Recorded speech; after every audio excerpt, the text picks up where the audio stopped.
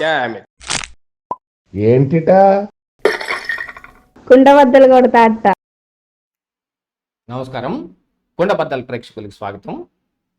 Pastor Abhinay Darshan తన సొంత మనుషులతోటి తన మీదే దాడి చేయించుకుని ఈ ప్రభుత్వం తన మీద దాడి చేసింది, కుట్ర చేస్తోంది అని కొన్ని వీడియోలు రిలీజ్ చేశాడు.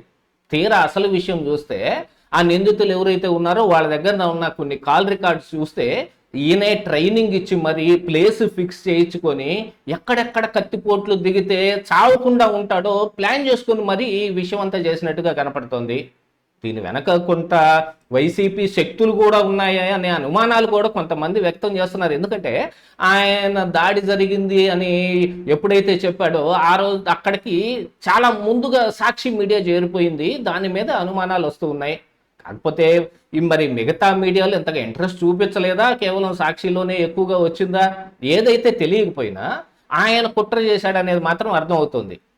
గతంలో పాస్టర్ ప్రవీణ్ పగడాల అనే వ్యక్తి హైదరాబాద్ నుంచి బుల్లెట్ తీసుకుని బయలుదేరి మార్గ మధ్యంలో అనేక దఫాలుగా తాగుతూ కింద పడుతూ పైన పడుతూ ఆయన చివరాఖరికి ఒక చోట యాక్సిడెంట్ అయి చచ్చిపోయాడు.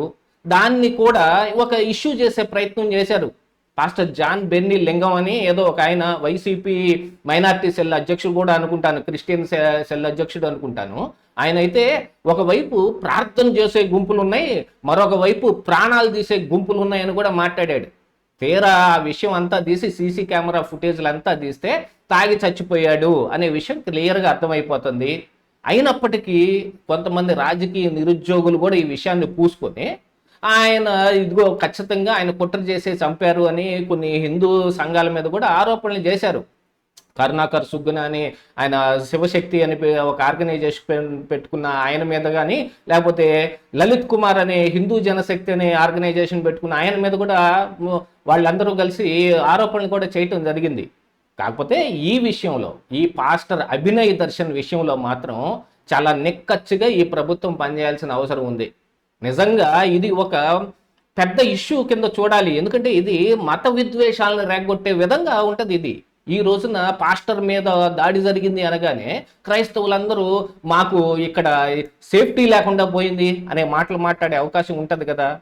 వీటన్నిటిని బేస్ చేసుకొని నిక్కచ్చిగా నిజాలు తీయాలి.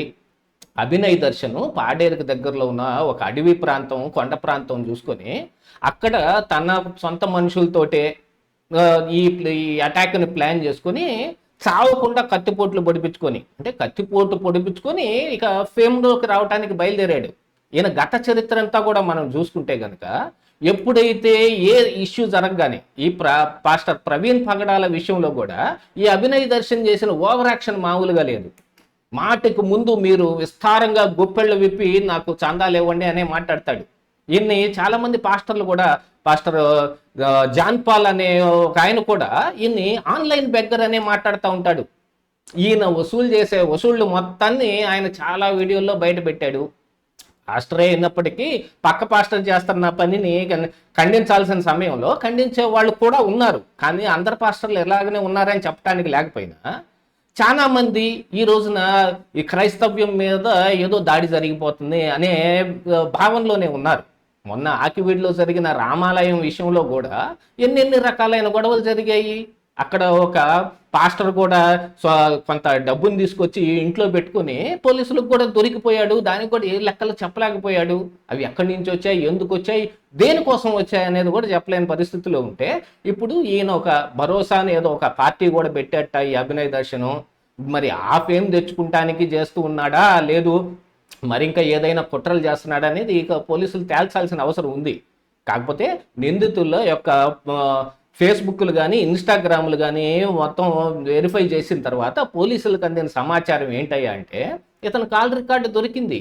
వీళ్ళకి ఈ నిందితులకు ఫోన్ చేసి పలానా ప్లేసు అని ఫిక్స్ చేసి అక్కడ ఏదో కొండ ప్రాంతం ఉంది, దాని అక్కడ క్రేనులతోటి మట్టి తవ్వి పోసి ఉంటారు, దానికి దగ్గరలో మీరు వెయిట్ చేస్తూ ఉండండి, నేను మీకు ముందుగా వచ్చి నేను ట్రైనింగ్ ఇస్తాను, ఓ 10 నిమిషాలు మనం చూసుకొని ఆ తర్వాత మిగతా కార్యక్రమం చేపడదాం, ఎందుకంటే కత్తిపోట్లు దిగాలి కదా అని కూడా మాట్లాడింది కూడా కాల్ రికార్డులో ఉంది.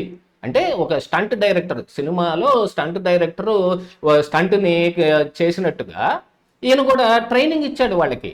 అంటే చావకుండా కత్తిపోట్లు దిగే విధంగా ప్లాన్ చేసుకొని వెంటనే ఈ ప్రభుత్వం నా మీద కుట్ర చేస్తుంది, నన్ను చంపేయాలనుకుంటున్నారు అని ప్రభుత్వం మీద చేస్తారు. అసలు ఇది వచ్చి ఈ పాస్టర్ అభినయ్ దర్శన్ మీద ఎందుకని చేస్తారు? ఇతను ఏమన్నా విపరీతమైన ఫేమ్ ఉన్న పాస్టర్ కూడా ఏం కాదు.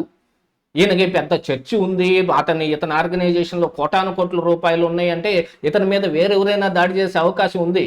ఇతన్ని అసలు ఆన్లైన్ బెగ్గర్ అని పిలుస్తూ ఉంటారు పాస్టర్లే చాలామంది.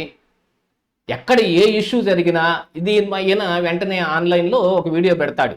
ఈయన వీడియోలు మొత్తం మీరు కనుక పరిశీలించారంటే ప్రతి ఒక్క వీడియోలోనూ మీరు విస్తారంగా గొప్పెళ్ళు విప్పి మరీ నాకు చందాలు ఇవ్వండి, చాలా ఎక్కువ మొత్తంలో ఇవ్వండి, పెద్ద పెద్ద అమౌంట్లు ఇవ్వండి అని అడుగుతానే ఉంటాడు. ఎప్పుడు కింద సొంతగా ఆయన వేసుకున్న ఫోన్పే నెంబర్లు కానీ ఆయన అకౌంట్ నెంబర్లు కానీ ఇస్తూ ఉంటాడు. ఆయన ఆర్గనైజేషన్ ఏముందో ఏం పెట్టాడో తెలియదు.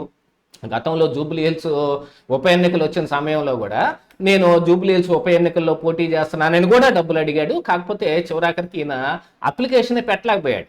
ఆయన కనీసం అభ్యర్థిగా కూడా ఖరారు కాలేకపోయాడు. ఇక తర్వాత భరోసా అని ఏదో ఒక పార్టీ పెడుతున్నాను, ఆంధ్రప్రదేశ్ రాష్ట్ర రాజకీయాలని అతలాకుతలం చేసేస్తాను అని ఈయన ఏదో పార్టీ కూడా పెడుతున్నట్టుగా కూడా కనపడతా ఉంది. ఆ విషయానికి కూడా ఈయన చందాలు అడుగుతూనే ఉంటాడు. ఇతనికి డబ్బులు ఏ రోజైతే తగ్గుముఖం పట్టినాయో ఆ రోజుల్లో ఇలాంటి డ్రామా ఆడతాడు అనేది కూడా ఈయనకు ఒక అపవాదు ఉంది. ఈయన మీద చాలామంది పాస్టర్లే ఇలాంటి కంప్లైంట్లు చేస్తూ ఉంటారు. ఆన్లైన్లో బోల్డ్ అన్ని వాయిస్ రికార్డులు కూడా మనకు దొరుకుతాయి.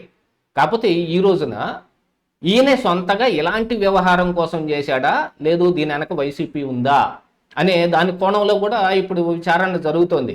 ఎందుకంటే మొట్టమొదటిగా సాక్షి మీడియా వచ్చేసింది. అలాగా సాక్షి మీడియా రావటానికి గల కారణం ఏంటి అనగానే ముందుగా ఇన్ఫర్మేషన్ ఇచ్చారు అని. ఎలాగా దాడి జరుగుద్ది అనేది కానీ లేకపోతే నన్ను కత్తిపోట్లు పొడుస్తారు అనేది కానీ ముందుగా ఎవరైనా చెప్పగలుగుతారా? సొంతగా ఏర్పాటు చేసుకుంటేనే చెప్పగలుగుతారు. అలాంటి వ్యవహారంలో సాక్షి కూడా చాలా ముందస్తులో ఉంటుంది. గతంలో సాక్షి మీడియా కూడా చేసిన కుట్రలు కూడా మనం చూసాం. తిరుమలలో తీసుకెళ్ళి మా ఖాళీ మద్యం సీసాలు జర్నలిస్టులు తీసుకెళ్ళి పడేసి దాన్ని వాళ్ళే ఫోటోలు వీడియోలు తీసి బొమ్మన్ కరుణాకర్ రెడ్డి ఆధ్వర్యంలో పెద్ద గోలకి ఉపక్రమించారు. ఆ తర్వాత ఆ జర్నలిస్టులు కూడా పారిపోయి మళ్ళీ పోలీసులకు దొరకాల్సినంత పరిస్థితి పట్టింది. అలాంటి వాటిల్లో మరి సాక్షి మీడియానే ముందుగా ఉంది అనగానే వెనక వైసీపీ హస్తం ఉండే అవకాశం ఉందా లేదా అనేది కూడా ఆలోచించాలి. కాకపోతే మత విద్వేషాలు రేగొడితే ఎవరికి లాభం అనేది ఒక విషయంలో ఆలోచించుకుంటే ఖచ్చితంగా ఇది జగన్మోహన్ రెడ్డికి లాభం అనేది కరెక్ట్గా కనపడుతుంది.